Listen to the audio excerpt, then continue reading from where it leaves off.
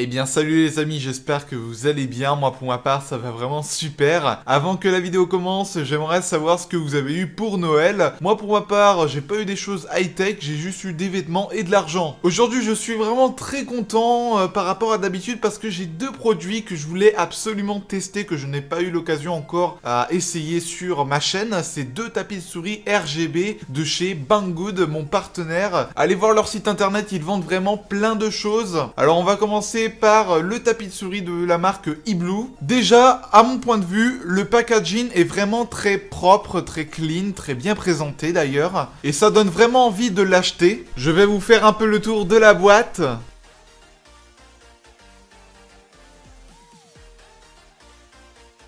Allez, c'est parti, on va pouvoir attaquer le déballage. C'est présenté comme ceci. On aura le manuel d'utilisation et d'ailleurs, je vous invite pas à le lire parce que c'est très facile d'utiliser ce tapis de souris. Il y a juste à cliquer sur un bouton et les couleurs se mettent. Et d'ailleurs, on pourra aussi les changer. Ensuite, on a le câble d'alimentation. Il suffira juste de le brancher à votre ordinateur fixe ou portable et le tour est joué. Voilà comment se présente le tapis de souris. Moi, je trouve qu'il est vraiment classe. Le bouton switch servira à changer les couleurs du rétroéclairage. Vous allez voir que durant le test que je vais vous faire, il y aura plein de couleurs. Et juste à côté, ce sera pas pour allumer ou éteindre le tapis de souris, mais bien pour augmenter ou diminuer le rétroéclairage. Après, c'est vrai que j'ai oublié de vous préciser, mais ce tapis de souris là est vraiment pas cher pour ce que c'est d'ailleurs, parce qu'il est à 25 €.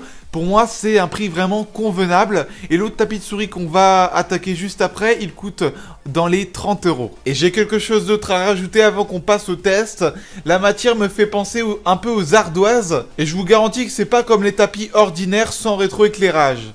Je l'ai enfin allumé, on peut voir que c'est pas si mal que ça. Je m'attendais à pire. Donc si je veux changer les couleurs, j'appuie juste sur le bouton switch. On a le rouge, le vert, le jaune et ainsi de suite. Maintenant, je vais éteindre la lumière de mes softbox. On va voir un peu ce que ça donne. Et encore une fois, je suis très satisfait du résultat. Pour l'instant, tout me semble correct et je vous le recommande pour l'instant. Dites-moi votre avis dans l'espace commentaire, ça me permettrait de savoir lequel vous préférez. Avant qu'on passe à l'autre tapis de souris, j'ai envie un peu de tester avec une souris gamer pour voir un peu le rendu, si ça glisse bien ou non. Comme on peut le constater, on peut voir que ça glisse vraiment bien et c'est impeccable pour jouer par exemple à Fortnite, un jeu du moment, ou à d'autres jeux un peu similaires.